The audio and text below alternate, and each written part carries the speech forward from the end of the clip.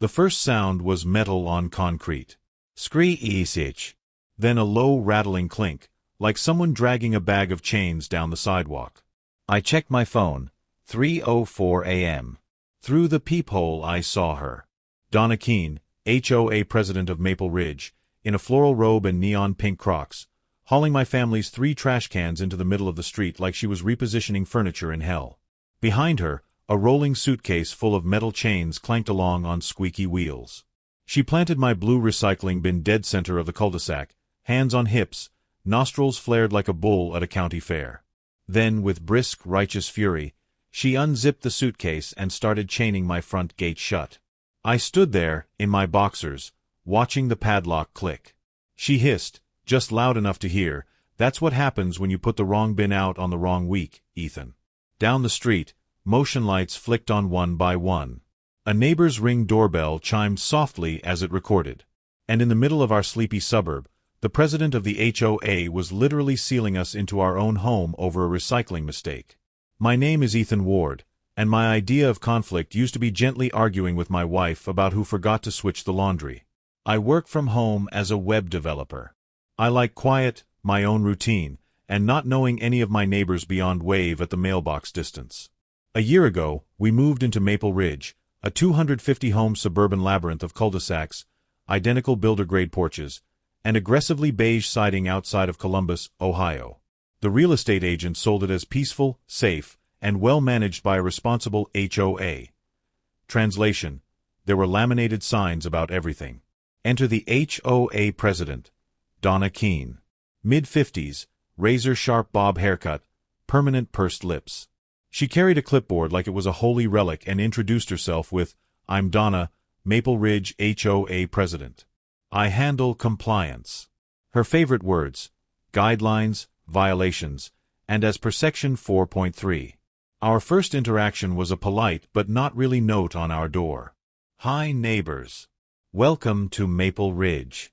Small reminder that trash bins must be stored out of sight except between 6 p.m. the night before collection and 10 a.m. on pickup day. Please review your welcome packet." Signed, Donna, HOA. We hadn't even unpacked. The bins were out for maybe an hour. I rolled my eyes and told my wife, "Okay, fine. We'll just follow their bin schedule. How bad could it be?" Famous last words. Donna's personality was like a slow gas leak. You didn't realize how bad it was until something blew. The trash-related warnings started piling up. Lid not fully closed, animals could get in. Bins slightly visible from the street when angled. Placed 2 inches onto neighbor's easement line. She had photos. With measurements. On printed paper. Highlighted. I kept my cool. I fixed it. I even apologized once when I forgot to wheel them in by 10 a.m. She replied with, "Good, let's keep Maple Ridge beautiful," like I'd confessed to arson. Then she escalated. One Tuesday, I put out the green yard waste bin instead of the blue recycling bin. We'd mixed up the schedule. The truck came, didn't take it, and I brought it back in. End of story, I thought. The next day, we got mail. Formal notice of trash violation, Level 2. Placing non-designated bin on recycling week creates confusion, reduces curb appeal, and reflects poorly on Maple Ridge. A week later, Level 3 escalation. Non-compliance with prior notice. Future violations may incur fines up to $150. Repeated offenses will be referred to the board. I hadn't even done anything else. When I emailed for clarification, she responded with a 4-paragraph lecture concluding with, "We can't have rogue bins confusing haulers and neighbors. This is a community, not a landfill." I told her politely that I'd like all communication about violations in writing only, and that we would, of course, follow city trash regulations, which, by the way, didn't mention HOA-approved bin choreography.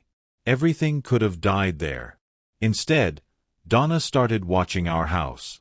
I'd take the trash out at 8:59 p.m. and get an email time-stamped 9:03. Bins are slightly crooked. Please align uniformly like your neighbors. She started walking past our place at odd hours, snapping photos of our driveway, porch, and, no joke, our garage door angle.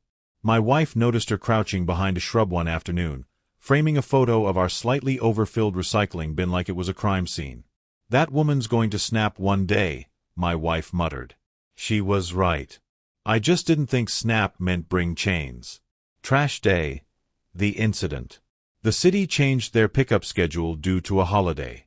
Our new collection day notice got buried in a pile of kids' school flyers. I put the blue recycling bin out on the old night, thinking nothing of it. Wrong day. One bin. Alone at the curb.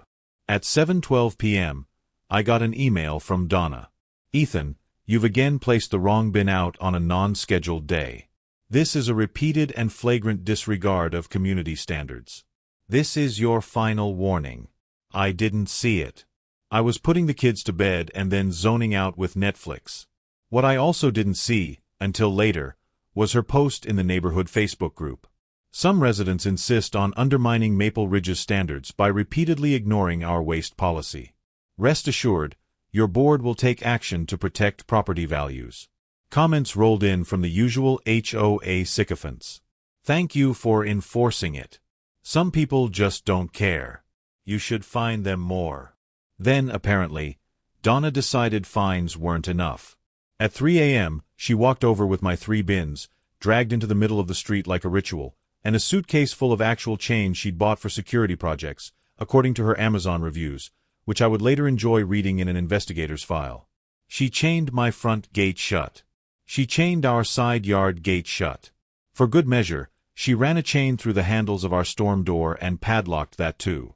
In the Ring camera footage you can hear her mutter, "Let's see if you respect the schedule now." At 6:30 a.m., my wife tried to step out onto the porch with the dog and discovered we were, in the most literal sense, not allowed to leave our own house. Chains. Padlocks. On every exit except the garage, which we couldn't open because the chain partially blocked the track.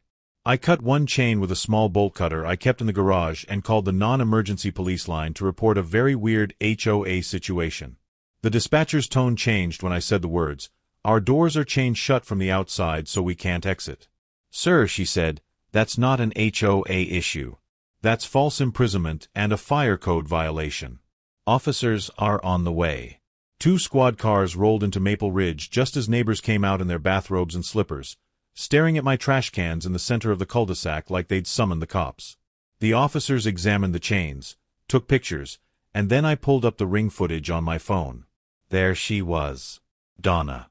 Full face, full robe, full crime. The younger officer watched the video twice, then looked at me. "Is that your HOA president?" "Yep." "She's really into trash, huh?" The older officer muttered, "I hate HOAs," under his breath and keyed his radio. Within an hour, a fire marshal was on site, because if there's one thing local government doesn't joke about, it's someone blocking exits to a home in a neighborhood full of kids. At 9 a.m., the property management company rep showed up. Apparently, the police had called them, too. That's when the situation went from Karen versus homeowner to Karen versus the entire system. The PM rep, a tired woman named Jocelyn, had a folder of every email and complaint Donna had filed on behalf of the HOA. She leafed through it, eyebrows climbing higher and higher. "You opened Level 3 enforcement over this?" she asked, flipping the page toward us. It was the photo of my slightly crooked bin. "Donna, we told you last month that enforcement had to follow the contract and the law." Donna had been summoned from her house and came marching up, face flushed, clutching her clipboard like a shield. She tried to talk over everyone. "I had authority under Section 7.2. The board empowered me to enforce." The fire marshal cut her off. "You had no authority to restrict egress from this residence." "None." "I don't care what your little binder says. That's a serious safety violation." The older officer asked her very calmly, "Did you chain their doors shut?" She lifted her chin. "I secured their access temporarily for the good of the community. They're repeat trash offenders." Every cop in the circle just stared. "Ma'am," the officer said, "you need to stop talking." They didn't cuff Donna on the lawn. Life isn't always that cinematic. But they did something better. They treated her like a real suspect, in front of everyone she'd ever scolded for having the wrong shade of mulch. They read her rights. They walked her, escorted, to the cruiser. They took her clipboard as evidence. Half the cul-de-sac was standing on their porches, phones up. Someone whispered, "Oh my God, they're arresting Donna." Technically, they were detaining her for questioning on suspicion of unlawful restraint, criminal mischief, and code violations. But the video looked exactly like an arrest, and the internet doesn't care about the fine print. Remember that neighborhood Facebook group? Someone posted the ring footage. Then someone else posted the cop cars. Then someone's teenager turned it into a TikTok with dramatic music and the caption, "HOA Karen chains neighbor's doors shut over trash bin." Guess who gets taken away instead? It went mildly viral in the city within 24 hours. The fallout was a beautiful bureaucratic avalanche. The fire marshal issued a formal citation for blocking residential egress. The city attorney opened a case on unlawful restraint and creating a hazardous condition. The property management company called an emergency HOA meeting. At that meeting, I sat in the back while they read a letter from the management company's legal team. Effective immediately, we are suspending all enforcement authority from the current board pending investigation. No officer or committee member is to contact residents about violations. Then they read a second letter. We recommend the immediate removal of HOA President Donna Keen from the board for misconduct, liability exposure, and gross abuse of authority. The vote wasn't close. The people who'd once worshipped Donna's crusade against rogue bins suddenly discovered their inner spine when they realized her drama might drag them into a lawsuit. She was removed as president in about 8 minutes. When she tried to interrupt, I was defending property values. Someone in the back muttered, "From what, recycling?" Donna ended up with a plea deal, a year of probation, a mandatory restraining order prohibiting her from contacting me or my family, a fine for the fire code violation, and court-ordered anger management classes. The judge, according to a court transcript I may or may not have read twice, looked over her glasses and said, "Mrs. Keen, trash policy is not a legal justification for chaining someone inside their home. You are not law enforcement. You're a volunteer on a homeowners association."